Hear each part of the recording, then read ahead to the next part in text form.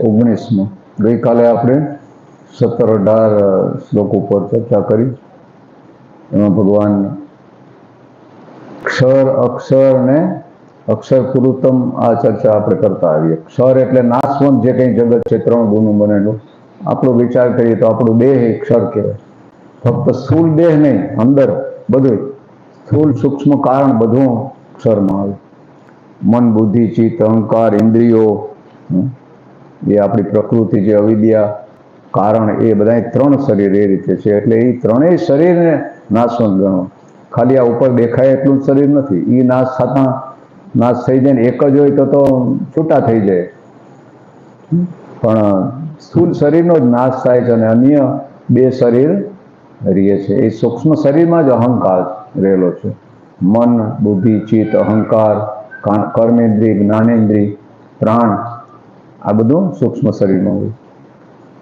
તો એ 3 શરીર છે એને ક્ષર કહેવાય. પછી આપણો જે આત્મા છે એ અહીંયા જીવ ગણવાનો, કારણ કે આત્મા તો શુદ્ધ બુદ્ધ નિત્ય મુક્ત છે. શરીરની સાથે તાદાત્મય થઈ ગયું છે એટલે એ જે આત્માને આપણે જીવ કહીએ, જીવાત્મા કહીએ, જીવ કહીએ. તો એ જીવાત્મા છે એ અક્ષર પુરુષ છે. શરીર છે ક્ષર. કારણ કે 3 ગુણનું જે કંઈ બનેલું આ જગતમાં એ બધું નાશવંત હોય. એ પ્રકૃતિની વિકૃતિ છે, માયા છે, સંસાર જગત જે આપણે કહીએ તો એ બધું પરિવર્તનશીલ છે, નાશવંત છે, આરંભંત વાળું છે. સર્ગમાં એનો આરંભ થાય, પાછો પ્રલય થાય ત્યારે એનો અંત આવે. એટલે એ રીતે એ કાયમી રહેતું નથી. આપણી સામે સાવ નાશ તો થતો નથી. લય સર્ગમાં પણ જે બીજરૂપ હોય એ જ વ્યક્ત થાય. પણ આપણે એને વિકૃતિને સંસાર કીધો. પ્રકૃતિમાં જે બીજરૂપ રહેલું છે એ તો પ્રકૃતિ તો ભગવાનની સાથે અભિન્ન રૂપે રહેલી છે. પણ એમાં લય પામી જાય ત્યારે પછી અહીંયા પરમાત્મા અને પ્રકૃતિને આ બધું કોઈ ભેદ નથી રહેતો. પણ એમાંથી જે આ વિકૃતિ થાય ને એને જ આપણે સંસાર કહીએ. તો એ વિકૃતિ છે એ નાશવંત છે. મૂળ પ્રકૃતિ તો પરમાત્માની શક્તિ છે અને પરમાત્માની સાથે જ જે અભિન્ન રૂપે એ પણ દિવ્ય જ છે પ્રકૃતિ. ચિત્ત એ અંતઃકરણમાં આવે. અંતઃકરણને જ મન બુદ્ધિ ચિત્ત અહંકાર એ અંતઃકરણ, 4 વસ્તુને અંતઃકરણ કીધું. અંતઃકરણ એટલે અંદરના કરણ, કરણ એટલે સાધન, અને બહિર્કરણ એટલે જ્ઞાનેન્દ્રિય કર્મેન્દ્રિય બધા બહિર્કરણમાં. અહીંયા ચિત્ત શબ્દ 2 આવે છે એટલે તમારે વાંચતા હોય તો ખાસ ધ્યાન રાખવું. ચિત્ત એ અંતઃકરણમાં આવે, અને ખાલી ચિત્ત હોય તો એ આપણું સ્વરૂપ, જેને સત ચિત્ત આનંદ કહે છે. તો એ ચિત્ત છે એ ચૈતન્ય છે. એ શબ્દોમાં તમારે જોવો તની આગળ અડધો આમ લાગેલો, એ અડધો ખોડો તો એને કહે. આખરમાં એવું ગણાય ને, આખર એ બસ સચ્ચિદાનંદ જ આખર. બેયમાં ના આવે.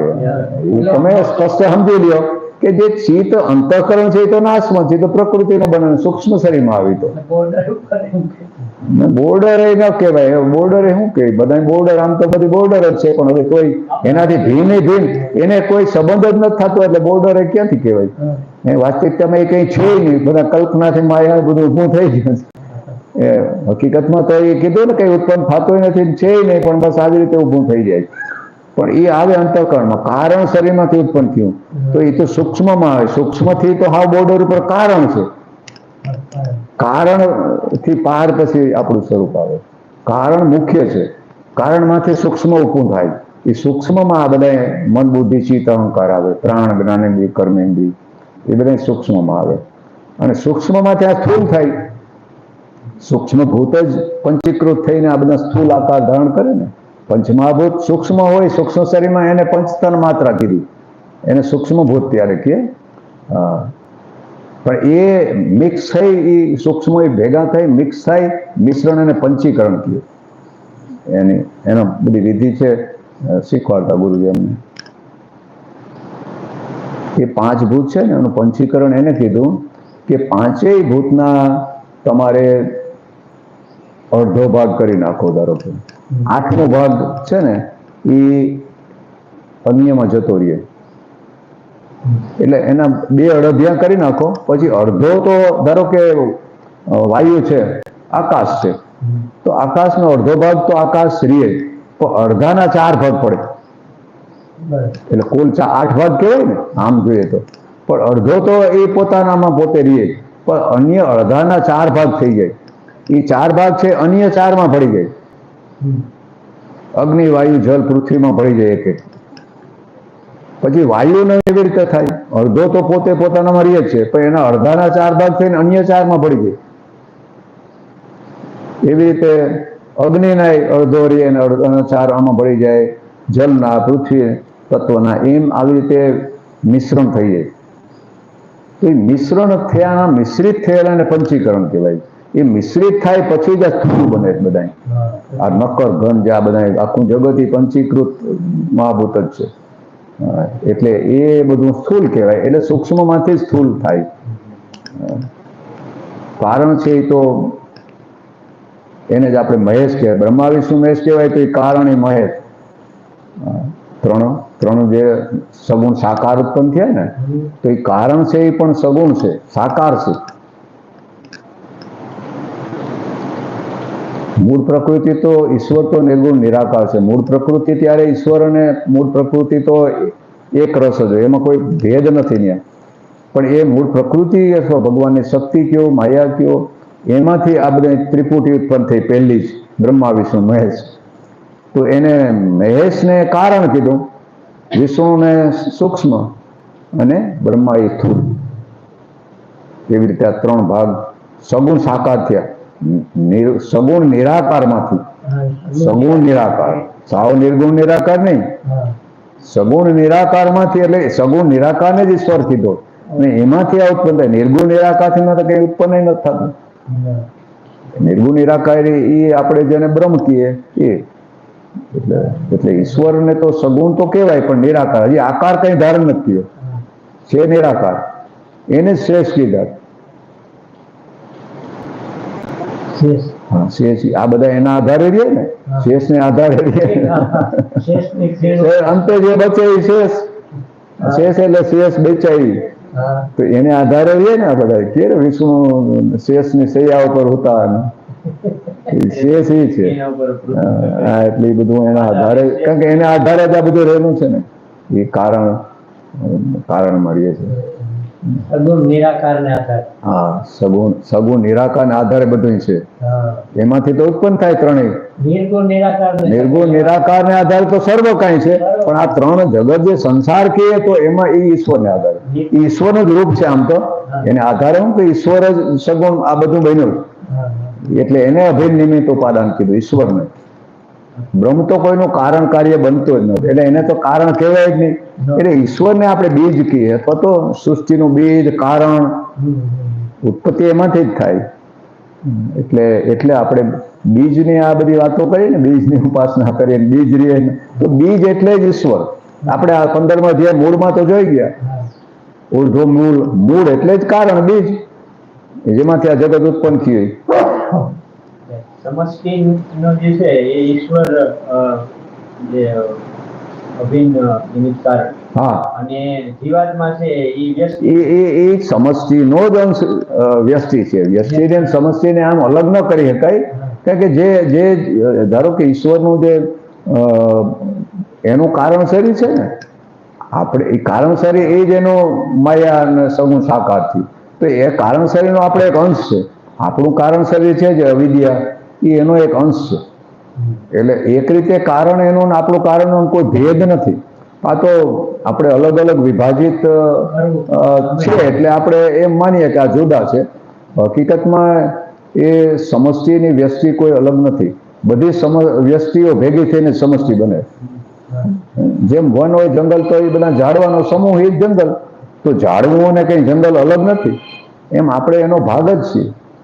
આ બધું ભેગું થઈને જ એને ઈશ્વરનું કારણ શરીર.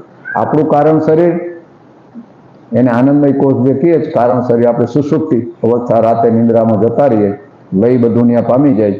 એમ એ આ સમષ્ટિ પણ એ કારણ શરીર ઈશ્વરનું છે, એમાં બધા લઈ પામી જાય. એટલે પણ એ ત્રણેય પણ મૂળ તો ઈશ્વરમાંથી ઉત્પન્ન થયા. કારણ કે જ્યારે સામ્ય અવસ્થા હોય ને, ત્યારે તો એ 3 ગુણ કે કંઈ રહેતું જ નથી. સગુણ રહેતું નથી. સગુણ રહે પણ આકાર કંઈ ન રહે. આકાર કોઈ તો ન રહે. એ બ્રહ્મા વિષ્ણુ મહેશ એ સગુણ સાકાર છે, એટલે કે આકાર પહેલા 3 ઉત્પન્ન થયા. આકાર સાવ નિરાકાર ઈશ્વરમાંથી 3 આકાર ઉત્પન્ન થયા, એ જ બ્રહ્મા વિષ્ણુ મહેશ. હવે બ્રહ્મા વિષ્ણુ મહેશમાં આ જે મહેશ છે એ મુખ્ય, મહેશમાંથી જ વિષ્ણુ નાભીમાંથી બ્રહ્મા, એમ. એટલે વૈજ્ઞાનિક રીતે આજે એને આ જે અણુ છે ને એને કહે. અણુના ઇલેક્ટ્રોન, પ્રોટોન, ન્યુટ્રોન એવા 3 ભાગ પડે. મૂળ કણ એ છે. આ જગત આખું છે, કોઈ પણ પદાર્થને તોડો તો એ આ 3 વસ્તુનો બનેલો છે. કોઈ પણ જગતનું, બ્રહ્માંડનો કોઈ પણ પદાર્થ લઈ લ્યો, એ ઇલેક્ટ્રોન, પ્રોટોન ને ન્યુટ્રોન આ 3 કણથી બનેલો છે. એના આગળ પછી કણ ન જ રહેતો. કણ પહેલા ઉત્પન્ન થયા હતા. એટલે વૈજ્ઞાનિક રીતે અમુક ઓશો ને એવા સંતો એમ કે ભાઈ એ આજની વૈજ્ઞાનિક ભાષામાં કેવું હોય તો Brahma Vishnu Mahesh electron, proton, neutron, એનાથી ત્યાં જગત રચાણું. એ 3ના ઇલેક્ટ્રોન, પ્રોટોન, ન્યુટ્રોનનું જુદું જુદું પ્રમાણમાં મિશ્રણ થવાથી અનેક રૂપ ઉભા થયા છે. પણ મૂળ મુદ્દો એ 3 જ છે. સોનું લ્યો ધારો કે, તો એનું જે બંધારણ છે એમાં ઇલેક્ટ્રોન, પ્રોટોન, ન્યુટ્રોનનું પ્રમાણ અલગ હોય. અમુક જ ઇલેક્ટ્રોન હોય, પછી આટલા ન્યુટ્રોન હોય, એમાં આટલા પ્રોટોન હોય, એટલે એ સોનું થઈ ગયું. એને જો એના બંધારણને તમે બદલી નાખો તો એ લોખંડ થઈ જાય, એમાંથી માટી ધૂળી થઈ જાય, કંઈ બીજું થઈ જાય. એટલે આજે આ બધું સાયન્સ આ લોકો શોધે જ કે સોનું બનાવવું હોય તો લોઢામાંથી કેટલા ઇલેક્ટ્રોન ઓછા વત્તા કરી ને પ્રમાણ કરી નાખો તો એ સોનું થઈ જાય. આ સોનું થઈ જાય. તો ઇલેક્ટ્રોન, પ્રોટોન, ન્યુટ્રોનનું એ જે ફેરફાર કરવાની બધી મથાકૂટ તો કરે જ, બધા પ્રયાસ કરે જ કે ભાઈ આમાં વધારે ઇલેક્ટ્રોન હોય કે પ્રોટોન હોય એને ઓછા કરી નાખો, ને ઓછા હોય તો વધારી દો. એ બંધારણમાં ફેરફાર કરી નાખો તો એ વસ્તુનું રૂપ બદલાઈ ગયું. પણ મૂળભૂત રીતે કોઈ તો પદાર્થમાં 3 ગુણા જ બનેલું છે આખું જગત. એટલે એમ કે 3 છે એ જ બ્રહ્મા વિષ્ણુ મહેશ. વિજ્ઞાનની આજની ભાષામાં જો સમજાવવા હોય તો કંઈ બ્રહ્મા, કંઈ 4 હાથવાળા ને આ બધી જે વાતો કંઈ ચિત્રમય ભાષા હતી આપણી, કોઈ એવા નથી, એને કોઈ એવું રૂપ નથી. પેલાની આપણી ભાષાને આ રીતે હતી, ચિત્રમય ભાષા હતી, એ રીતે શીખવાડતા. 8 ભુજાઓ ને આટલા માથા ને આટલા આ બધું એ સમજાવવા માટે હતું. આવા ભણો એને ચિત્રમય રીતે સમજાવવાનું હેલું લાગે, આંકડા અક્ષરગ્રહણ ન હોય. તો આ બધા પ્રતિકાત્મક હતા. ચિત્રોનો એનો અર્થ હોય કે આટલા હાથ એટલે હું, એટલા માથા એટલે હું, એમ એનો અર્થ થતો હોય. મૂળભૂત એવું હોય. તો એ રીતે આ સૃષ્ટિનું સર્જન થયું હતું. તો એ જે ટૂંકામાં આ 3 શરીર છે એ બધા નાશનું. 3 સગુણ સાકાર છે એના, કારણ કે આકાર રહેતો જ નથી ને. જ્યારે લય પામે ત્યારે બધું એ આકારને જ, નામરૂપને જ મિથ્યા ગણ્યું. બાકી તો બધો એ જ છે. વેદાંત એ જ છે કે ખાલી આ વસ્તુ માયક છે એ પણ બ્રહ્મ જ છે. પણ આપણે જે આપણે આકાર જ જોઈ શકીએ. એટલે આકાર અને માયક એવું નામ એટલું મિથ્યા છે. આ જ વસ્તુ છે, ભાંગી તોડીને પાછું બીજું બની જાય આમાંથી. આમાં ક્યાં નાશ થઈ જાય? આને હમણાં રિસાયકલિંગમાં જાય તો ભૂકો કરીને બીજું કંઈક બનાવી નાખે. નાશ થોડો થયો કંઈ. આકાર આ ધારણ કર્યો તો બીજો આકાર ધારણ કર્યો, વસ્તુ તો એને જ દે જ ને. પરિવર્તન આપણે કરીએ તો આપણે ક્યાં કહીએ એક કણે ઉત્પન્ન નથી કરી કે નાશ નથી કરી શકતા, થતો જ નથી. એટલે જ્યારે આપણે આ લઈ કહીએ નાશ, ત્યારે પણ ખરેખર નાશ નથી થતો. એ સૂક્ષ્મથી સૂક્ષ્મ થઈને પાછું મૂળ પ્રકૃતિમાં આવી જાય, બીજરૂપ થઈ જાય. બસ ફેરફાર આટલો થાય, પરિવર્તન થાય, એના રૂપ બદલે છે. બાકી કોઈ વસ્તુ નાશ નથી થતી અને ઉત્પન્ન ન થતી. એ રીતે જે છે એના રૂપ બદલાયા કરે. એટલે ક્ષર એ આ પ્રકૃતિ 3 ગુણનું બનેલું જગત ને આપણી વ્યક્તિગત રીતે વિચારે તો આપણા 3 શરીર, સ્થૂળ, સૂક્ષ્મ, કારણ, એ પ્રકૃતિમાં આવે. એ એટલું ક્ષર છે. પછી એ જે ચૈતન્ય છે એ તો સચ્ચિદાનંદ રૂપ છે. એમાં તો કઈ પ્રકૃતિનો અંશ છે નહીં, 3 ગુણ કે કંઈ. તો એ શુદ્ધ સ્વરૂપે ચૈતન્ય છે એ અક્ષર પુરુષ. અને પછી પુરુષોત્તમ છે એ અક્ષર પુરુષ, એ ખરા. આ 2 અક્ષર પુરુષ છે. પણ આ અક્ષર પુરુષ આપણે આત્મા જીવ કે એ હજી પ્રકૃતિ સાથે તાદાત્મ્યથી પોતાને એને જ્ઞાન નથી પોતાનું, એટલે જીવ કહેવાનો. હા, એનું જ્ઞાન ને લીધે જીવ કહેવાય. બાકી સ્વરૂપથીમાં કોઈ ભેદ નથી. અક્ષર પુરુષ કયો કે પુરુષોત્તમ કયો, એમાં 2માં કોઈ ભેદ નથી. એટલે તો એને વિશિષ્ટ કીધો છે, પણ અતીત નથી કીધો. ત્યારે ક્ષરને અતીત કીધું. ક્ષર જે છે એ તો અતીત એટલે કે મારાથી સાવ ભિન્ન છે, અલગ છે. પુરુષોત્તમ અહીંયા ભગવાન કહે કે એ ક્ષર છે એ મારાથી અતીત છે અને અક્ષર પુરુષ છે એનાથી હું વિશિષ્ટ છું. કંઈક વિશિષ્ટતા છે મારામાં કે હું મુક્ત છું ને એ બંધાયેલો છે. બાકી બે અક્ષર પુરુષમાં કઈ ભેદ નથી, ભેદ નથી બતાવ્યો. ભેદોમાં બતાવ્યો ક્ષર છે એ ભેદ છે કે એની યારે કોઈ નાતો નથી, એ તો નાશવંત છે, અવિનાશી છે, તો બેનો સંબંધ બનતો નથી હકીકતમાં.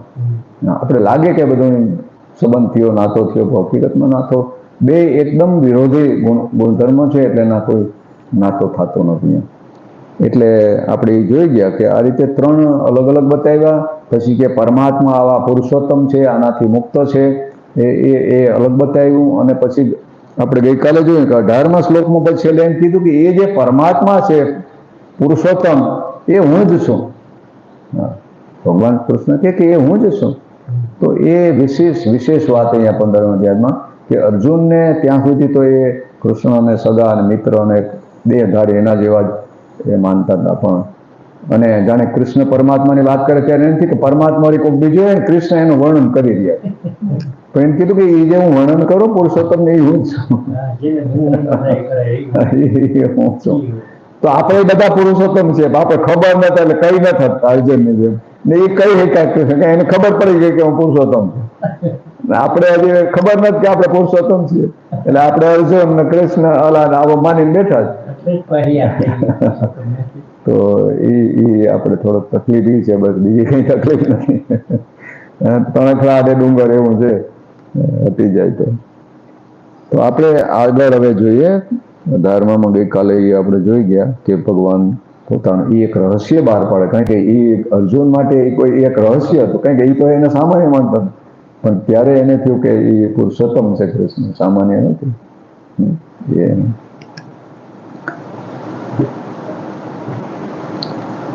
14મા અધ્યાયના 26 શ્લોકમાં ભગવાને જે અવ્યભિચારીની ભક્તિની વાત કરી હતી અને જેને પ્રાપ્ત કરવા માટે 15મા અધ્યાયમાં સંસાર જીવ પરમાત્માનું વિસ્તૃત વિવેચન કરવામાં આવ્યું હતું, તેનો આગળના શ્લોકમાં હવે ઉપસંહાર કરે છે, એટલે વિસ્તારથી સમજાવે છે.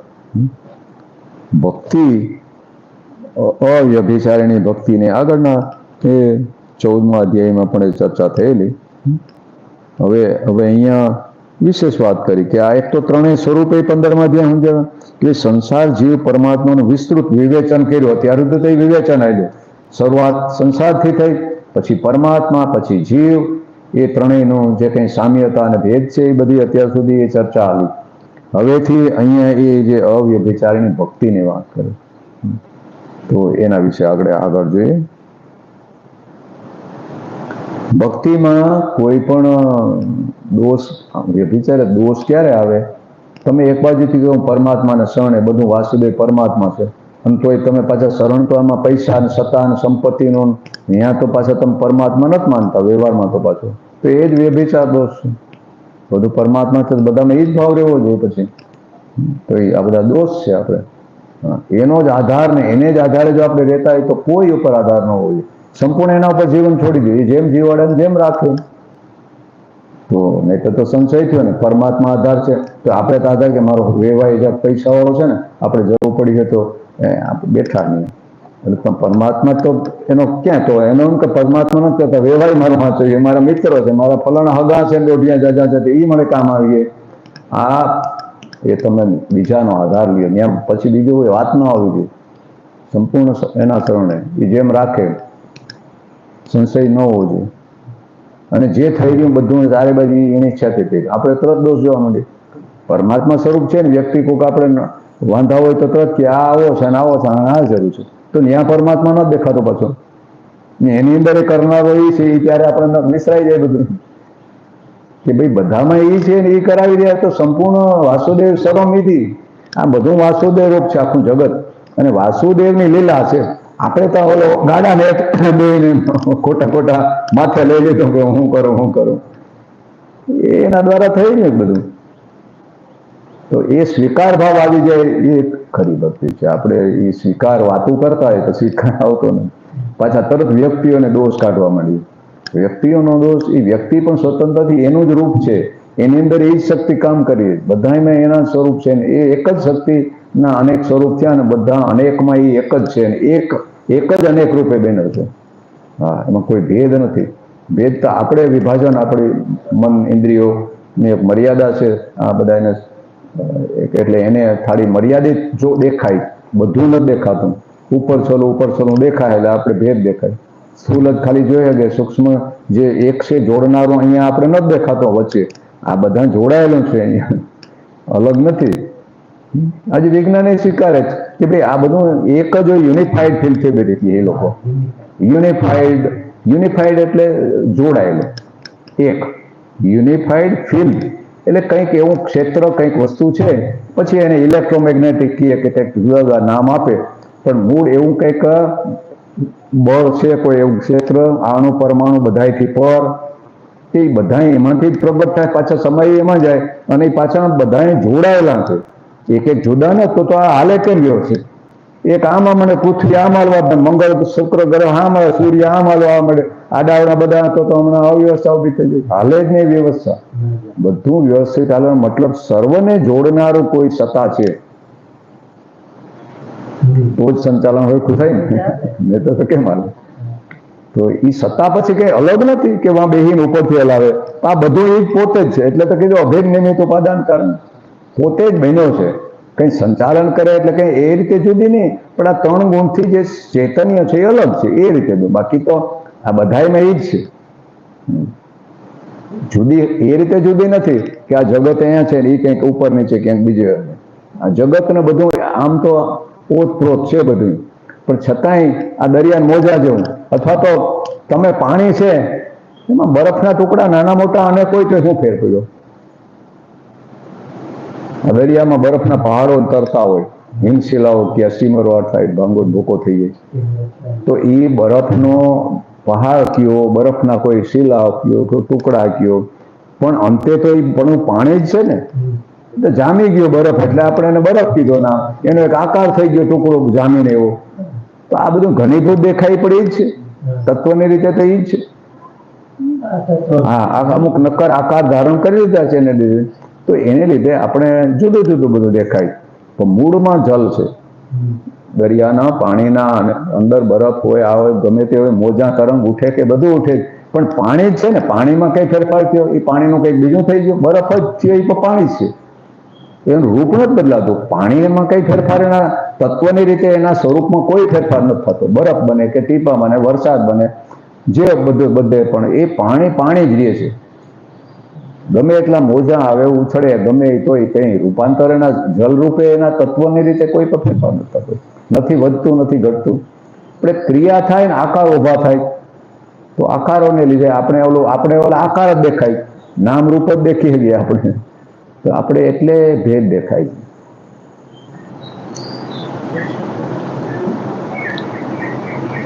યો મામેવ અસમ્મુઢો જાનાતિ પુરુષોત્તમમ સહ સર્વવિદ ભજતી મામ સર્વ ભાવેન ભારત.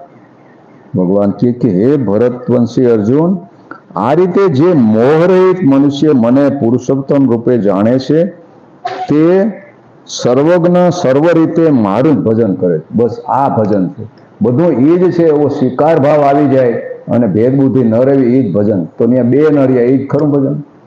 એક જ થઈ ગયા, બધું એક જ છે. દ્વૈત વહી જોઈએ, ખરું ભજન તો એ છે. એ ભાવ સતત જળવાઈ રહીએ તો એ ભજન છે. વળી વચમાં આવી જાય તો એ થોડોક વ્યભિચાર કહેવાય કે દોષ કહેવાય.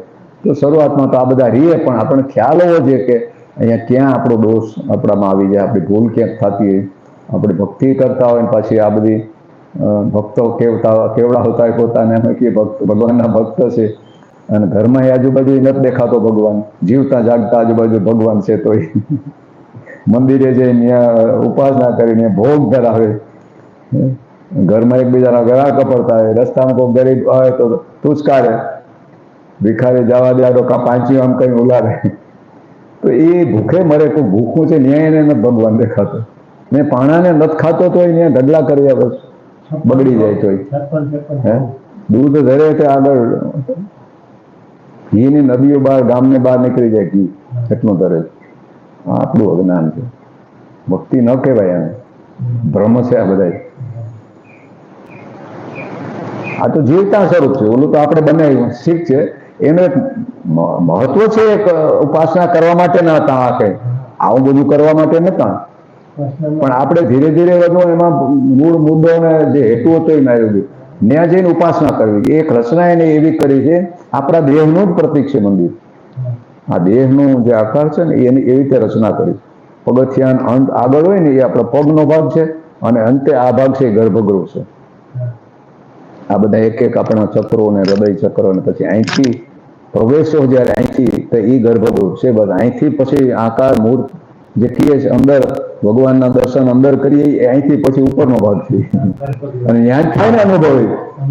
હે તો એ અહીંથી ઉપર પછી ભગવાન મંડળ કયો, સદગુરુનો દેશ કયો, એ પછી નિરાકારની વાત આવે. અને એ ગર્ભગૃહ પ્રતીક છે. યોગની ભાષામાં કહે કે ઉર્જા અહીંયા બ્રહ્મ, આપણે ગઈકાલે કહેતા હતા કે જે બ્રહ્મરંધ્ર છે સહસ્રારમાં જ્યારે ઉર્જા પ્રવેશે ત્યારે આ બધા અનુભવ થાય.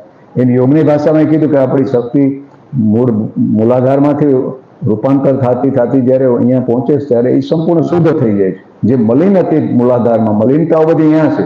જે માણસ મૂલાધાર લેવલે જે એમાં બધી મલિનતા હોય, કામ, ક્રોધ, હિંસા, લોભ, આ બધી જાતનું એ ત્યાં છે.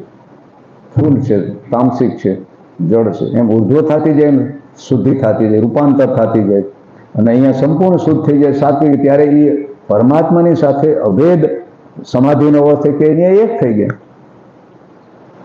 પુરુષ પ્રકૃતિનો ભેદ ન રહ્યો, ભગવાનની સાથે કયો કોઈ જીવ શિવનો ભેદ ન રહ્યો. તો એ છે. એટલે મંદિરનો આ તો વિશેષ સાધનાઓ કરવા માટે હતા, ઉપાસના કરવા માટે. તો આપણે ત્યાં ટકોરી વગાડીને પાંચીઓ નાખીને પછી ભાગીએ. આપણે ત્યાં ઘડીક સ્થિર થઈને બેહવું ન કે ધ્યાન કરવું, ઘડીક ખરેખર જાઓ તો અહીંયા બેહો, સ્મરણ કરો, જપ કરો, ધ્યાન કરો, બેસીને કરો. આપણે તો ભીખ માંગવા ગયા, મહારાજ ભીડ પડી, મંદિરે ગયા નારિયેળ ભીડ પડી, તકલીફ પડી એટલે ગયા આપણે. હવા કરો ભગવાનની બીજી કોઈ જરૂર નથી આપણે. નટાણે તો ન્યાય બેઠા એ પડી કે આ ધરો ભગવાન તમારું કામ કરી દે.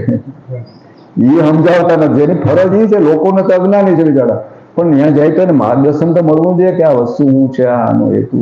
અટાણે તો એક બિઝનેસ થઈ ગયો, નવું મંદિર ખોલી લે એટલે એનો રોટલો આયલા કરે, રોડ ઉપર એ ખોલી નાખે, ફૂટપાથ ઉપર એ ખોલી નાખે, પછી સનાતન ધર્મની રક્ષા કરી એમ. એટલે બહુ અટાણે ભેળસેળ બહુ થઈ ગઈ, ધર્મનું તો નામ રહ્યું. એને વાસ્તવિક આજે કોઈ કહેવાવાળું નથી. કોણ માર્ગદર્શન હા બળો નથી તો કહેવાવાળાની તો ફરજ છે, એટલે જાણે એની તો ફરજ છે. એટલે ટૂંકામાં જાણતા નથી. જેવું આપણે જેને કહીએ ને એ જાણકાર થઈને બેઠા એને નથી ખબર. ખબર હોય આ બધું તો એનામાં આવું હોય જ નહીં ને. એ ધંધો લઈને બેઠા તો એનો મતલબ કે એને વળી ક્યાં ખબર છે. જેને ખબર પડી ગઈ એનામાં આવું આવે એવું ન હોય. એટલે સમાજને ઉલટાનો ભરમાવે છે આ બેઠા બેઠા બધા. એ એની ભ્રાંતિ દૂર કરવાનું બધે વધારે ભ્રાંતિમાં નાખે. ક્યાંય શાસ્ત્રમાં મંદિરની વાત આવી? આખું ગીતા વાંચી લેજો. ક્યાંય પણ તમે મને કોઈ શાસ્ત્રમાં લખ્યું, આપણા મુખ્ય ઉપનિષદ લ્યો, બ્રહ્મસૂત્ર લ્યો, ગીતા લ્યો, મહાભારત લ્યો, આ ક્યાંય નથી લખ્યું. લ્યો રામાયણ વાંચો ને,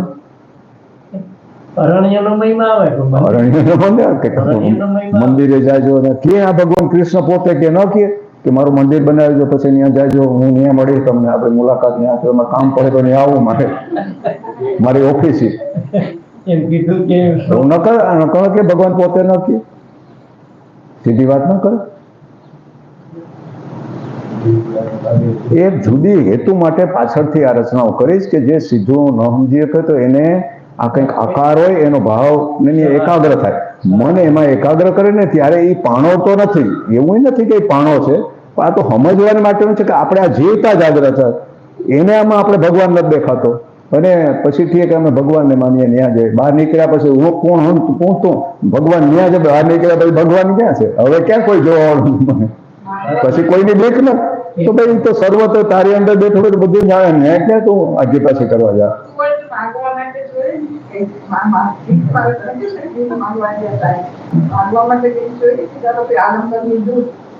ને એટલે અટાણે તો એ ઠીક છે, ધંધો થઈ ગયો, પણ આ મૂળ હેતુ હું તો કહું છું કે આપણો મૂળ હેતુ તો આ હતો, મંદિર ઉપાસના માટે નતા. ત્યાં આવી એની મંદિરની બહુ શાસ્ત્રોક્ત એમ તો બનાવ્યા, જે કોઈ મહાપુરુષો બનાવ્યા એનો એક હેતુ તો છે, પણ સાવ જે નથી નિરાકાર આ બધું સમજી શકતા એને માટે પછી આ કરવું પડ્યું કે ભાઈ એને તો કંઈક આધાર તો જોઈએ, એનું મન સીધું તો સ્થિર થતું નથી, તો મૂર્ત સ્વરૂપનો આધાર લેવો, અમૂર્તમાં જવાનું છે. પરમાત્મા તો અમૂર્ત છે, મૂળ તત્વ રૂપે તો આ જગત મૂર્ત છે, પછી મૂર્ત ભાગ છે એ જ મિથ્યા છે. જેટલું મૂર્ત એટલે આકાર કંઈક હોવો, તો આકાર અને એનું નામ છે એટલું જ માયા છે, એ દેખાવ છે. બાકી પથ્થરમાં એ જ છે, બધામાં એ છે, અણુ અણુમાં એ જ તત્વ રહેલું છે. એટલે આપણે એવું નથી કે પાણાને પૂજીએ, પણ સમજણ નથી. પાણોમાં પણ એ છે, પણ આપણે એક વિશેષ રચના એટલે કરી કે ત્યાં ઉર્જાનું પ્રમાણ, આ રચના એના પ્રમાણ જેમ પિરામિડનો લશે છે, મંદિરમાં જે શાસ્ત્રોક્ત વિધિ પ્રમાણે બનાવો તો ત્યાં આ જે ઉર્જા પ્રાણ શક્તિની ગર્ભગૃહમાં વિશેષ રૂપે એનું બધું એકાગ્ર થાય ત્યાં, અને એક જાતનું વાતાવરણ ઊભું થાય કે આપણે જઈએ તો આપણા મનને અંતઃકરણને શાંતિ આપે, આપણો ભાવ જાગે મૂર્તિમાં. પછી આપણે એવો ભાવ ત્યારે એમ ન કહેવું છે કે આ મૂર્તિ, ત્યારે એવો જ ભાવ ભક્તે કરવો છે કે આ મૂર્તિ છે એ ભગવાન છે. બીજો એ અવરોધ ન, પણ એ પ્રતિકાત્મક કીધી, પ્રતિક ઉપાસના કીધી. બે ઉપાસનાની વિધિ છે, પ્રતિક ઉપાસના અને અહંગ્રહ ઉપાસના. તો આ પ્રતિક કહેવાય. ફોટા, મંદિર, કોઈ પણ પાણો લઈ લ્યો, કોઈ ઝાડ લઈ લ્યો, કંઈક આકાર લઈ લ્યો, એ પ્રતિકાત્મક છે. કે એવડો ભગવાન તો નથી, તો આપણે એમ જ એવડો અનંત છે તો એ ક્યાંય એટલામાં જ છે. પણ આપણને ત્યારે ભાવિકરણનો કાંઈક પ્રતિક છે, અને આમાં પણ પરમાત્મા સર્વત્ર છે એટલે આમાં છે. તો આપણે ક્યાંક આધાર આપણા મનને એકાગ્ર કરવા, સ્થિર કરવા, કંઈક ભાવ વ્યક્ત કરવા એક આધાર મળી રહે છે. અને જો વ્યવસ્થિત સમજણપૂર્વક થાય તો ધીરે ધીરે એને અંતઃકરણ શુદ્ધ થાય, પછી એને આ મૂર્તને પછી જરૂર રહેતી નથી. પછી અહંગ્રહ ઉપાસના કે ભાઈ એ છે, એ મારી અંદર છે ને એ હું જ છું, તો પછી અંતર્મુખ થઈને એ ખોજ પછી આ કરવાની. પણ આ પ્રાથમિક ભૂમિકા છે એની.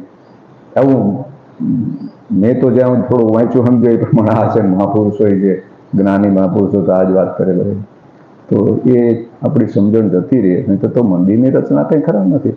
આજે તો પાણા ખડકીને મંદિર બનાવી દે. મંદિર શાસ્ત્રો કીધે બનાવવું હોય તો એના આખો ડાયમેન્શન એનો વિધિઓ છે કે આટલી જ સાઈઝ હોવી જોઈએ, આટલું આ હોવું જોઈએ, એનું જ મહત્વ છે.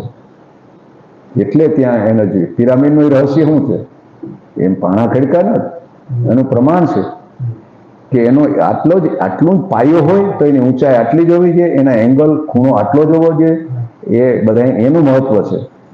એટલે એનર્જી ત્યાં કોસ્મિક એનર્જી એટલે વૈશ્વિક ઉર્જા ત્યાં કેન્દ્રિત થાય છે, કેન્દ્રિત થાય. અને આજે ગર્ભગૃહ છે ને એની ચેમ્બરો બનાવી છે એ લોકોએ. તો આ બધી દરેક વિધિઓની પાછળ કંઈ ને કંઈ વિજ્ઞાન છે, પણ મૂળ આપણે સમજણપૂર્વક ન થાય ને એટલે એનો આપણે ફાયદો ન મળે. સમજણ ન હોય કે આ શું કરવાનું છે, આનો હેતુ શું છે, એવી સમજણપૂર્વક જઈએ અને પછી એને સાચો વિધિ પ્રમાણે કરીએ તો આપણે એનો લાભ મળે.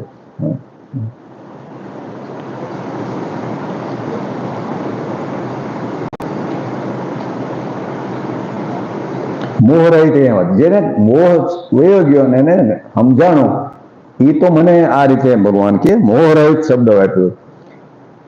જે મોહ રહિત મનુષ્ય છે, મોહ રહિત એટલે અજ્ઞાન જતો રહ્યો, ભ્રાંતિ ભ્રમ જતો રહ્યો, અને જેને પરમાત્મા તત્વને સમજ્યા જાણ્યા કે આવા છે, તો એને પછી મને પુરુષોત્તમ રૂપે જ જાણે. સર્વજ્ઞ સર્વ રીતે મારું ભજન કરે છે. આ રીતે જે જાણે છે, આવી સમજણ જેનામાં છે, એ સર્વજ્ઞ સર્વ રીતે તે સર્વજ્ઞ કીધું. એ જે એને આવો જે મોહ ઉતરી ગયો અને સર્વજ્ઞ કીધો છે ને, એ રહસ્ય એને સમજાઈ ગયું. તો એ પછી સર્વ રીતે મારું જ ભજન કરે. એટલે અહીંયા ભજન એટલે એની સાથે એક થઈને રહેવું જ વાસ્તવિક ભજન. ભક્તિ સાચી આ છે. તમે પરમાત્માની સાથે એક થઈ જાઓ ને ત્યારે જ ભક્તિ પૂરી થઈ. ભક્ત એટલે જોડાવું, જે જોડાયેલો છે ભગવાનની સાથે એકરૂપ છે એ ભક્ત કહેવાય. વિભક્ત કોને કે આપણે ભગવાનની સાથે ભેદ દેખાય, હજી ભગવાન જુદા હું જુદો એવું, ત્યાં સુધી આપણે વિભક્ત છે. વિભક્ત એટલે ભેદ અલગ છે, અલગ છે. અહંકારને લીધે દેહ ભાવ અલગ છે. તો ભક્તિનું અંતિમ પરિણામ આ કે ભક્ત અને ભગવાન બે ન રહ્યા. એક થઈ ગયા, એને જોડાઈ ગયા, તો એ ભક્તિ પૂર્ણ થઈ. ભક્ત ભગવાન ને ભક્તિ એને કઈ અલગ પછી ન રહે ત્રિપુટી. તો વાસ્તવિક ભક્તિ તો એ ભગવાન સાથે આપણે એ જ તો યોગ છે ને. બધા એ જ તો વાત કરે ને. પછી ભક્તિ માર્ગ હોય, જ્ઞાન માર્ગ હોય, લય યોગ, હઠ યોગ, નાદ યોગ, અષ્ટાંગ યોગ, તો બધા અંતે તો યોગ જ આવે ને. અને યોગની અર્થ આ થાય કે અભેદ ન રહે, જીવ બ્રહ્મ ને શિવ જીવને એકતા એક છે એવો અનુભવ થવો. આપણે વાત વિવેક ચૂડામણીમાં એ જ વાત આવે અંતે. આત્મા પરમાત્માને અભેદનો જ્યાં સુધી અનુભવ થાય ત્યાં મુક્તિ ન મળે. એટલે આ સમજણ કહેવાય આપણે.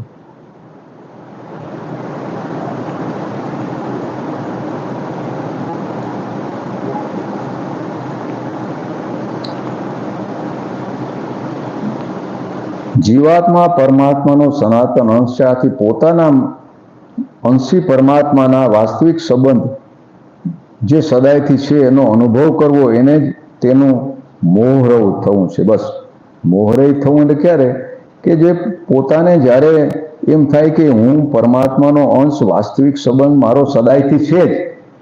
હું પરમાત્માનો અંશ એટલે એનો કોઈ અલગ વસ્તુ નહીં, પરમાત્મા રૂપ જ હું થયો ને. એ સંબંધ પરમાત્મા સાથે મારો અભિન્નતાનો છે જ સદાયથી. આ તો આપણે અજ્ઞાન વશે એવું લાગે કે નથી, પણ કંઈ સંબંધ એટલે તો વાત આપણે ચર્ચાવાનો થાય કે સંબંધ બાંધવાનો નથી.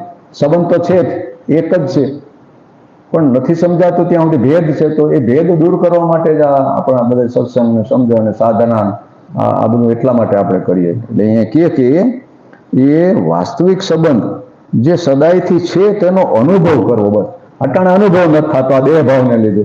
ઓલો દેહ ભાવ જાતે તો અનુભવ થયો. બાકી એ ભગવાનથી આપણે જુદા થયા ને થઈ શકીએ એમ નથી, ભગવાને કરી શકે એમ નથી. કારણ કે અહીંયા બે વસ્તુ જ નથી. કોણ બે થોડા છે તે જુદો કરવાની પાછળ એક થવાની વાત આવે. એક જ છે. વિભાજન તો આ ભેદ બુદ્ધિ તો આપણા અજ્ઞાન વશે ઊભું થઈ ગયું દેહ ભાવથી. એટલે કે બસ આવો સદાયથી પોતે પરમાત્માની સાથે અભિન્ન એક જ છે એવો અનુભવ કરવો, એને જ મોહરહિત થવું છે. તો જ્યાં જ્ઞાન પૂર્ણ જેને થયું અને પરમાત્માની સાથે અભેદનો અનુભવ થયો એ મોહરહિત એને કહેવાય. એટલે તો અંતે ગીતાજી પૂરી થાય ત્યારે અર્જુન એ જ કહે, નષ્ટો મોહ સ્મૃતિ લબ્ધવા. મારું મોહ હવે દૂર થઈ ગયો, મને સ્મરણ થઈ ગયું કે આપણે બે છે જ નહીં, કોઈ જુદા છે જ નહીં, થયા નહોતા કોઈ દી, બે છે જ નહીં. તો એ મને હવે અનુભવ થઈ ગયો તમારી કૃપાથી. તો પ્રસાદ એને મેં આજે એમ કે તમારી કૃપાથી. તો પછી સ્વીકાર્યા કે આ મને, હું તો આમાં ભટકતો તો કૃપા કરીને તો જ મારામાં આજે સ્મરણ થયું, જ્ઞાન થયું, આ ભ્રમ બધા દૂર થયા. તો એ ત્યારે માને કે તમારી કૃપાથી થયું. એમ નથી કહેતો કે હું બહુ હોશિયાર થઈ જાઉં, હું જાણી લીધું, તમારી કૃપાથી થયું. મારી કોઈ વિશેષતા કે બહુ આવડત કે મેં મહેનત બહુ કરી હતી એટલે આ થયું એવું નહીં.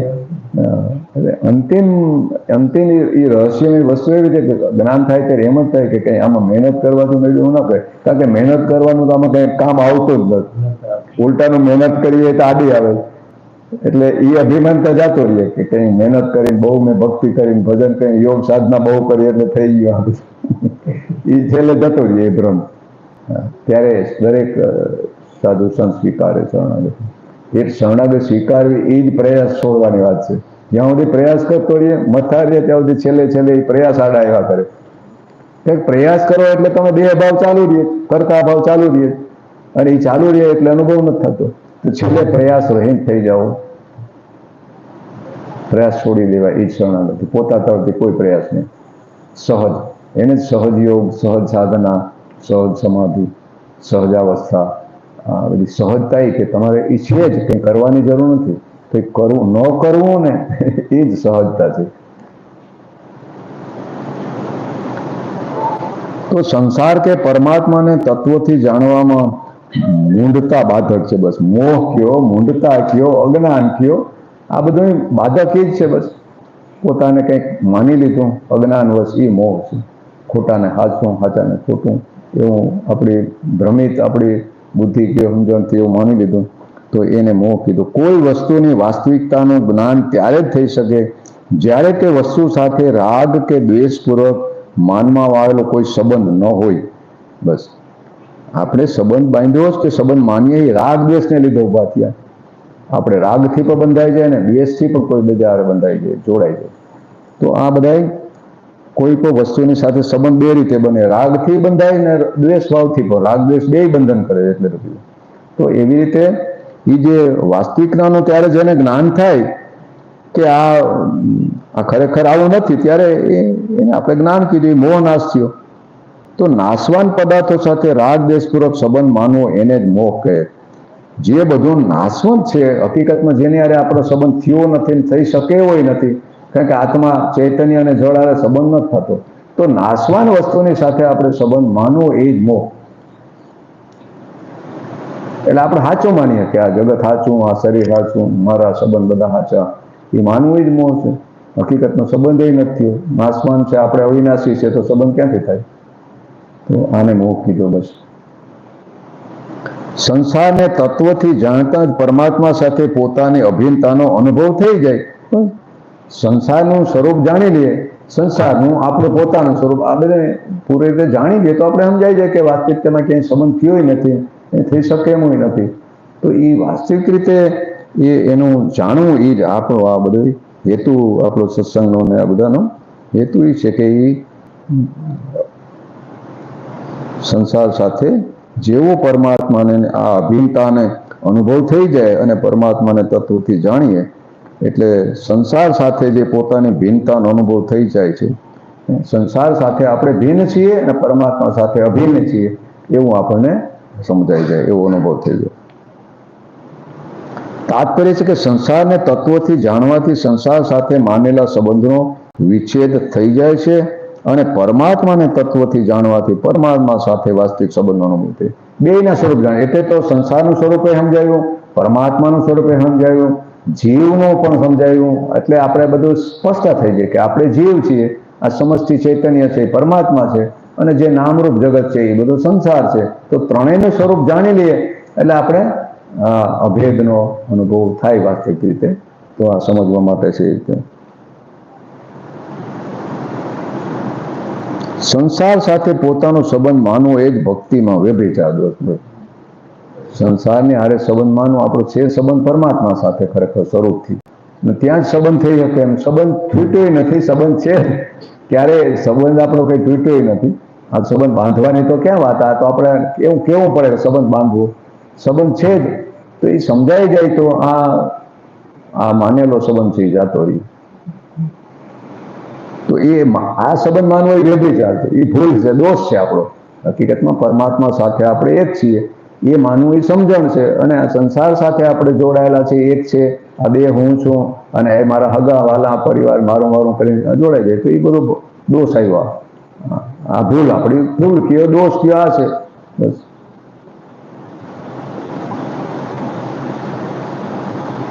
તો આવી રીતે જેને મોહ કે મૂંઢતા સર્વથા નષ્ટ થઈ ગઈ છે તે મનુષ્ય જ ભગવાનને પુરુષોત્તમ તરીકે જાણે. બસ આ ભ્રમ દૂર થાય તો જ જાણીએ ને. નકર આપણે ભલે કહીએ કે પુરુષોત્તમ ભગવાન તો માનું, ભગવાન બધું છે ભાઈ, આ સર્વત્ર એ જ છે, ભગવાન છે, કઈ વાતું કરીએ પણ હજી સુધી આપણો કઈ મોહ દૂર નથી થયો, ત્યાં સુધી અનુભવ ન થાય. જેટલો દૂર થયો એટલો આનંદ.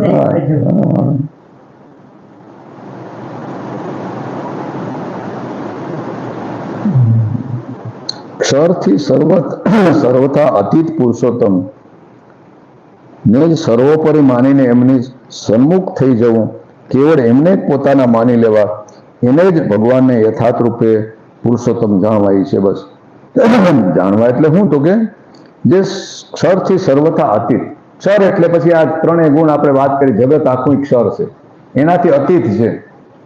અતીત એટલે એમ નહીં કે આ સંસાર અહીંયા છે ને એ ક્યાંક દૂર છે, એવું ને, બધું અહીંયા જ છે. એ કઈ એવી રીતે અલગ અલગ નથી, પણ છતાંય અહીંયા છે, છતાંય એને કંઈ સ્પર્શ નથી કરતું. આ બધું ઊભું થાય જગત ને એ બધું આમ એક રૂપ જ છે, કાં કે એમાંથી જ ઉત્પન્ન થયું તો એનાથી કંઈ જુદું હોય? બીજું સર્વત્ર એ તો છે, પણ એના જુદું કેવી રીતે હોય? ક્યાંય બીજી કોઈ જગ્યા જ નથી, સર્વત્ર પરમાત્મા સિવાય જ બીજું કંઈ નથી. તો એમાં જ ઊભું થયું, પણ કલ્પનાથી ઊભું થયું, સપનાની જેમ. બસ વાસ્તવિક ઊભું નથી થયું. એટલે એ જે ઊભું થયું છે એને ઓની હારે કંઈ સંબંધ નથી, વાસ્તવિક સંબંધ નથી. એટલે કે ક્ષરથી સર્વથા અતીત, એટલે તો આગળના શ્લોકમાં આવ્યું હતું કે ક્ષરથી પુરુષોત્તમ રૂપે પોતે કહે કે ક્ષરથી હું અતીત છું અને અક્ષરથી હું વિશેષ છું. અક્ષર એટલે જીવ. જીવથી હું કઈ અતીત નથી, એ કઈ ભેદ કે નથી, પણ એનાથી વિશેષ એ કે હું મારા સ્વરૂપને જાણું ને જીવ તરીકે એ મારો અંશ છે એને ખબર નથી, એટલે પોતાને અજ્ઞાનથી પોતાને અલગ માને. તો એ રીતે અહીંયા કે એમની આ અક્ષરથી અતીત જે પુરુષોત્તમ છે એને જ સર્વોપરી માનીને એમને સન્મુખ થઈ જવું. એક તો સર્વોપરી એટલે બસ એ જ છે. આપણે આગળ એ જ જોઈ ગયા કે આ બધાયનો જે પ્રભાવ દેખાય એ પ્રભાવ તો એનો છે. આ બધા તો નાશવંત છે, એનો પ્રભાવ શું હોય? જળ વસ્તુનો. જે જળ વસ્તુમાં પ્રભાવ દેખાય, આપણે વિશેષતા તો એ બધી ચૈતન્ય લીધે દેખાય. તો એ એટલે એને સર્વોપરી માનવાની વાત થઈ. કેવળ એમને જ પોતાના માની લેવા, એટલે કે હું એ જ છું, પરમાત્માનો અંશ છું, અથવા તો હું પરમાત્મા રૂપ જ છું, હું અહમ બ્રહ્મા છું. એ માનવું એ જ ખરેખર તો જ ભ્રાંતિ દૂર થઈ કહેવાય. એને પોતાના માની લેવા, એને જ ભગવાનને યથાર્થરૂપ પુરુષોત્તમ માનવા જેવું છે. પોતાના માની લ્યો કે હું પોતે ઈ છું એમ માનો, જ્ઞાનની રીતે વાત એક જ છે. ભક્તિની રીતે એનો હું ગળી ગયો તો સમજાઈ ગયું કે આ મારું શરીર મિથ્યા, હું ભગવાન એક જ છે. ભક્તિની રીતે એ રીતે એક થઈ ગયા. એમાં હું ગાળવાથી થયો, અને અહીંયા હું પોતે બ્રહ્મરૂપ છું એમ વિસ્તાર કરીને એ રીતે થયું. પદ્ધતિ જ બે ભિન્ન ભિન્ન છે, પણ બે સ્વરૂપથી બધું એક જ છે એવું સમજાવું. એટલે કે આવી રીતે પોતાના માની લેવા, એ ભગવાનને યથાર્થરૂપે પુરુષોત્તમ જાણવા, એને જ કહેવાય. તો જાણ્યા. સંસારમાં જે કંઈ પ્રભાવ જોવા સાંભળવા તે બધું એક ભગવાન પુરુષોત્તમનો જ છે એવું માની લેવાથી સંસારનું ખેંચાણ સરળતા દૂર થાય. આપણે વસ્તુને પ્રભાવમાં આવી જાય કે વસ્તુનો કંઈક પ્રભાવ છે, તો સમજાય છે કે એમાં એનો પ્રભાવ, વસ્તુનું તો કોઈ અસ્તિત્વ નથી ને એનો કોઈ પ્રભાવ નથી, તો જળ વસ્તુ છે. તો એ સમજાઈ જાય તો જ્યાં જ્યાં પ્રભાવ દેખાય ને આપણે વસ્તુનું મહત્વ ન લાગે. એમ થાય કે એ બધું પરમાત્માનો પ્રભાવ, જે પરમાત્માને લીધે પ્રભાવિત કરે. તો આ વસ્તુને જે મહત્વ આપીએ ને એને આ સંબંધ બાંધીએ ને એનાથી મોહિત થઈ જાય, એ આપણું ઓછું થાય ધીરે ધીરે, એને આપણે એમાંથી દૂર થાય સંપૂર્ણ મોહ. એના પ્રત્યે ખેંચાણ થાય ને, આસક્તિ ખેંચાણ થાય એ ન થાય પછી, એવું સમજાઈ જાય. તો જો સંસારનું થોડું સરખું પણ ખેંચાણ રહે તો એમાં જોઈએ સમજવું જોઈએ કે હજી ભગવાનને દ્રઢતાથી આપણે માન્યા નથી. આપણું માન્યમાં એમ કહીએ ખરા, પણ આપણે હજી બરાબર આપણી માન્યતામાં કંઈક હજી ખામી છે.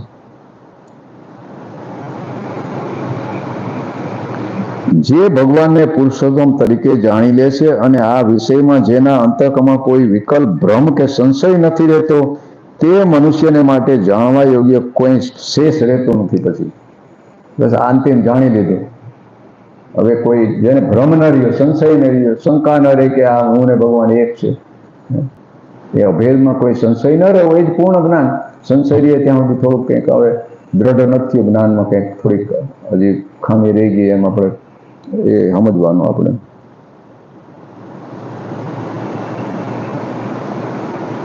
એટલા માટે ભગવાન તેને સર્વવિત કહે છે. આવો ભક્ત કે વ્યક્તિને આપણે સર્વવિત એટલે કે બધું જાણી લીધું. વિત એટલે જાણવું, વેદ ઉપરથી વિત શબ્દ આવ્યું, બ્રહ્મવિત અને સર્વવિત ને. તો એ સર્વવિત એટલે બસ જે જાણવા જેવું હતું એ જાણી લીધું. હવે વિશેષ કંઈ જાણવાનું છે નહીં. એનું જાણવાનું કામ પૂરું થયું, કરવાનું કંઈ ન રહ્યું, જાણવાનું કંઈ રહ્યું નહીં. બસ અંતિમ ઉપલબ્ધિ આ છે. બે રહ્યા નહીં કંઈ, કોણ કોને જાણે, બીજો જ નથી કોઈ, પોતે છે બસ. તો પોતે તો પોતાનો અનુભવ થઈ ગયો પોતાથી, હવે કંઈ પોતે થોડો પોતાથી ભિન્ન હોય. ભગવાનને જાણવા વાળી વ્યક્તિ ગમે તેટલી ઓછું ભણેલી ગણી કેમ ન હોય, તે સર્વ કંઈ જાણવા વાળી છે. કેમ કે તેને જાણવા યોગ્ય જાણી લીધી, તેને બીજું કંઈ પણ જાણવાનું શેષ રહેતું નથી. બસ આયા ભણતરની વાત આપણે ક્યારેક આવે તો એમ ન માનવું કે આ જાજુ જાણે છે. આ બહુ વિદ્વાન હોય ને કોઈક વૈજ્ઞાનિકો જાજા PhD વાળા જાણીતા ને એ બહુ વાતો કરતા, એટલે આમને ન માનવું કે આ જાજુ જાણે, આને નથી ખબર. એને બધું જાણી લીધું. હવે એને સાર જાણી લીધો, કઈ બીજો નથી, બે નથી, કોણ કઈ જાણવાનું નથી. તો એ સર્વવિદ છે. ભલે ને અંગૂઠા છાપ હોય, પુસ્તક વાંચ્યા ને વાંચતા આવડતું ન, સંસ્કૃત બોલતા આવડતું ન, ચાલુ ને, તો એ બધું જાણીને બેસી ગયો. એટલે જે જાણવાનું છે એ જાણી લીધું. અને એવું જાણી લીધું કે એ એક જણાઈ જાય તો બધું જણાઈ જાય, એટલે જે મૂળ જાણવાનું તેને જાણી લીધું. પછી આ તો બધા સાર સમજાય ગયું કે આ છે જ નહીં, આમાં શું જાણવાનું છે? છે જ નહીં, કઈ સપનાનું ભ્રમણા ભ્રાંતિ ને કોલેજ યુનિવર્સિટી ને બધું સપનું છે સમજાઈ ગયું. એવું સપનામાં થયું હતું. જાગીને જોયું તો જગત દિશે નહીં, ઊંઘમાં અટપટા ખેલ ભાસે. તો એ અટપટા ખેલ તો ઊંઘના છે, અટપટા ખેલ ને આપણે સાચો માની લીધો કે હું કેવું જાણું, હું ખેલ આ ખેલ કરી શકું, હું આ ખેલ કરી શકું.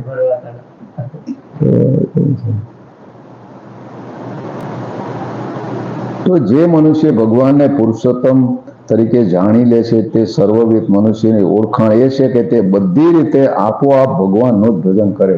એટલે એનું ભજન કરે છે એમ તો શબ્દ વાપરવો પડે, તો ભજન એનું સહજ થઈ ગયું, ભજન કરવાનું નથી રહેતું. ભજન થઈ ગયું એટલે એને હવે અનુભવ અભેદ મેળવીએ એ જ ભજન, એ જ અજપા છે. કઈ જપવાનું હવે ક્યાં કઈ કરવાનું?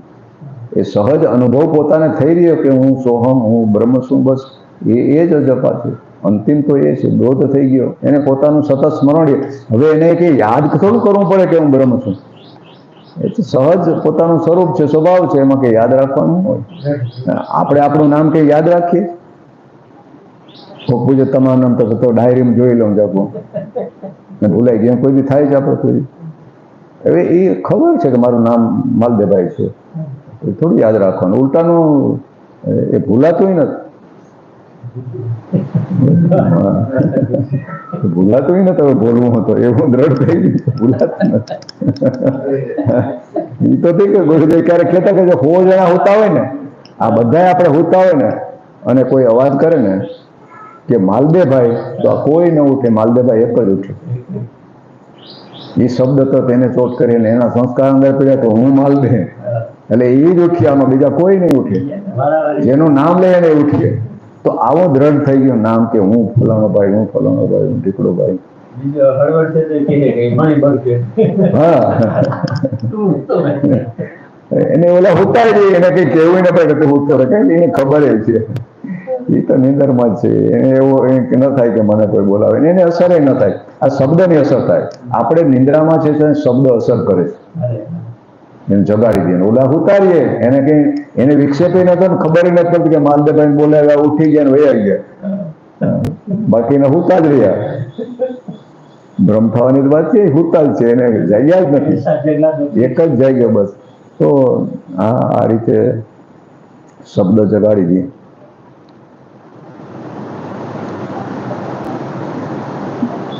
જ્યારે મનુષ્ય ભગવાનને ક્ષરથી અતીત તરીકે જાણી લે ત્યારે તેનું મન રાગ આ ક્ષર સંસારથી હટીને ભગવાનમાં લાગી જાય.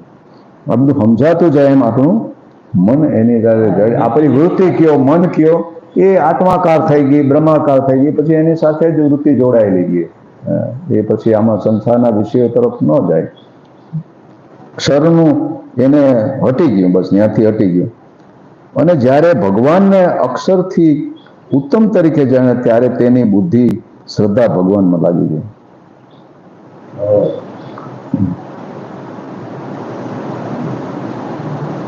ઉત્તમ તરીકે પછી માની લે કે એ ખાલી ક્ષર પુરુષ નથી, તો ઉત્તમ પુરુષ છે. પછી તેની પ્રત્યેક વૃત્તિ ક્રિયાથી આપોઆપ ભગવાનનું ભજન થાય.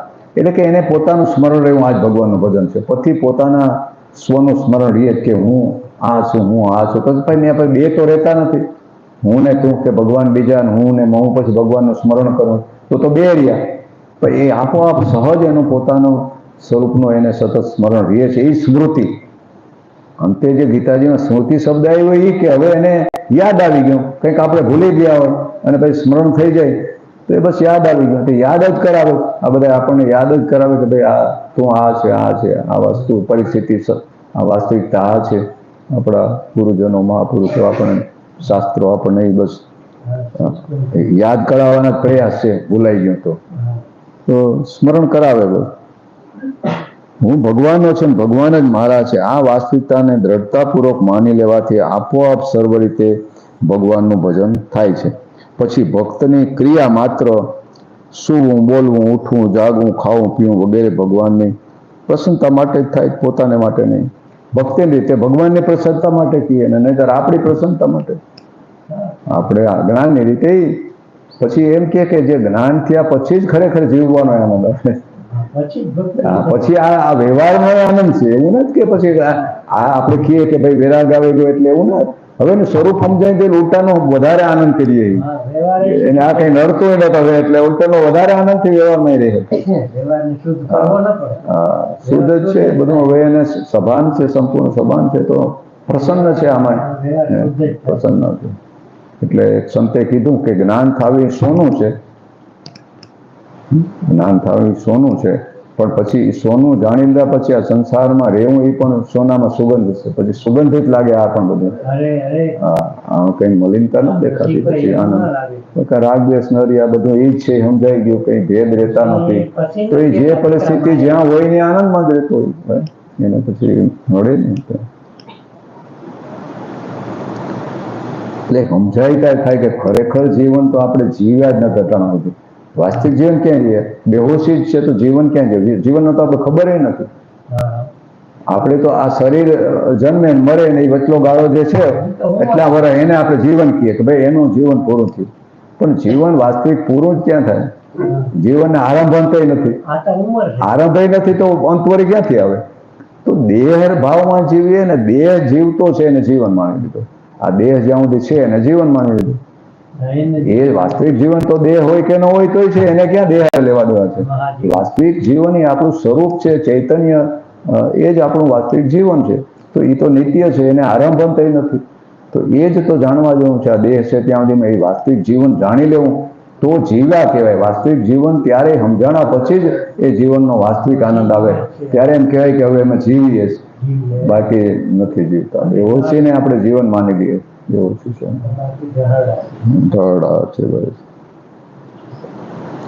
તો જ્ઞાન માર્ગમાં જાણવું અને ભક્તિ માર્ગમાં માનવું મુખ્ય હોય છે. આ બે શબ્દો આપણે આવે. તો માનવું એ શ્રદ્ધા છે, એમાં ભક્તિમાં એ શ્રદ્ધાને વિશેષમાં એટલું માનવું એ શ્રદ્ધા. તો દ્રઢપણે માનવાથી જાણવું થાય. એમ કે અહીંયા કીધું ને, આગળ આવ્યું હતું કે દ્રઢતાપૂર્વક માની લેવાથી આપોઆપ આ બધું થાય. દ્રઢતાપૂર્વક માનવું એટલે કોઈ સંશય રહિત વિશ્વાસ, સંશય રહિત વિશ્વાસ, તો એનો અનુભવ થવા માંડે. એટલે અહીંયા કે આ બે શબ્દો છે એમાં જ્ઞાન માર્ગને જાણવાનું વિશેષ મહત્વ આપ્યું કે એ જાણીને માને. ભક્તિમાં માનવાથી જણાય. એમ આ સિદ્ધાંત અહીંયા કામ કરે. બે જુદા જુદા ખરા, પણ અંતે તો એકબીજાના પૂરક. ભક્તિ સૂત્રો છે નારદ ભગવાને બતાવ્યું કે અમુક કે બધું માનવાથી બધું થઈ રહીએ, કોઈ કે જ્ઞાનથી થઈ રહીએ. પણ ત્યાં નારદજીનો ભક્તિ સૂત્ર બતાવે કે જ્ઞાન અને માનવું ને જાણવું એ કોઈ અલગ અલગ બે એકબીજાના પૂરક છે. કારણ કે ભક્તિમાં એ પહેલા માને, શરૂઆતમાં થોડુંક જે સમજાણું એટલું માને, એ દ્રઢપણે માનવાથી આગળ એને જાણવા મળે. જેમ જેમ જાણતો જાય એમ એનું માનવાની દ્રઢ થતું જાય. હા, હું જાણવાથી માને. બે એક રીતે તો એ ઓલો પેલા જાણે ને પછી માને, આ પેલા માને ને જાણાય. તો અંતે એકબીજાના પૂરક છે. જ્ઞાન અને ભક્તિ કોઈ વિરોધ નથી, સમજાય તો. હા, દ્રઢપણે જાણવાથી પણ જ્ઞાન થઈ ગયું ને, માની લઈએ ને આપણે. જાણ્યા પછી કોઈ કહે કે હવે હું ન માનું, જાણ્યા પછી આપણે સ્વીકારી લ્યો. હું તો આમ માનતો હતો, હવે મને સમજાઈ ગયું. તો એમ અહીંયા શબ્દો વાપર્યા છે. આ ભક્તિ સૂત્રમાં એક જગ્યાએ આવો ઉલ્લેખ છે. તો ભગવાનને સર્વોપરી માની લીધા પછી ભક્ત સર્વ રીતે ભગવાનનું ભજન કરે. એટલે પછી એને એ હવે ભેદ નથી દેખાતા, અભેદનો અનુભવ સતત રહીએ છે. બસ એ જ ભજન કર્યું કહેવાય. અથવા તો ભજન કરે છે એ શબ્દ એટલે વળી પાછું કે ભજન આ ગાવું અને ભજન ગાવવા અને પૂજા પાઠ કરવાના આ બધું નહીં. એ હવે અભેદ છે, એ જ એનું ભજન. ભગવાનની સાથે એક થઈ ગયો, આવી એકતાનું સ્મરણ સતત રહેવું એ જ ભજન. ભગવાનને પુરુષોત્તમ એટલે સર્વોપરી માનવાથી પણ મનુષ્ય સર્વવિત થઈ જાય છે. પછી સર્વ પ્રકારે ભગવાનનું ભજન કરતો રહીને ભગવાનને પુરુષોત્તમ તરીકે જાણી જાય. એમાં તો શું કરવું? એમાં કહેવાનું જ હોય, સંશય જ ન હોય. એમ કે એમાં ખાલી ભગવાનને સર્વોપરી માનવાથી પણ સર્વવિત થઈ જાય છે એમ કે. તો પછી જે સર્વ પ્રકારે ભગવાનનું આવી રીતે જે એકતાના ઓલામાં અનુભવ રહીને ભગવાનને માને છે, એમાં એને કંઈ સંશય થોડો દે કે એ ન જાણે, જાણી જ લે.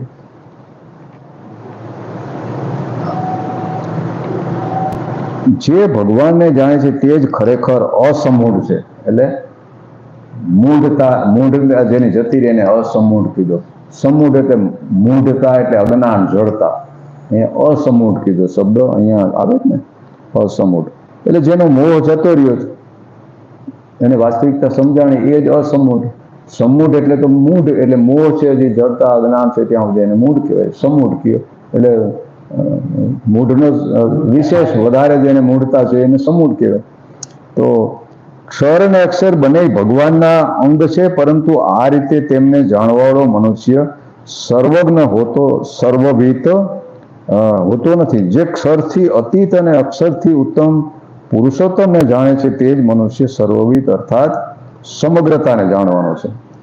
શરૂમાં આપણે એ ભ્રમ રહેતો હોય કે હું જાણી લીધું, હું અક્ષર છું અને ભગવાનની સાથે કંઈક ભેદ માનતો હોય, હું અલગ છું. અક્ષરપણાનો એને ખ્યાલ આવી ગયો, અક્ષરથી અલગ છું, તોય પોતાને થોડોક પૂર્ણ દ્રઢ જ્યારે અભેદનો અનુભવ ને ત્યારે શું છે કે હું અલગ છું, હજી ભગવાન જુદા છે પુરુષોત્તમ. પણ એ ધીરે ધીરે વાસ્તવિક પોતામાં દ્રઢ થતું જાય એમ પછી સમજાય કે અહીંયા બીજો જ છે નહીં, બધું એક જ રૂપ છે, બે નથી કંઈ.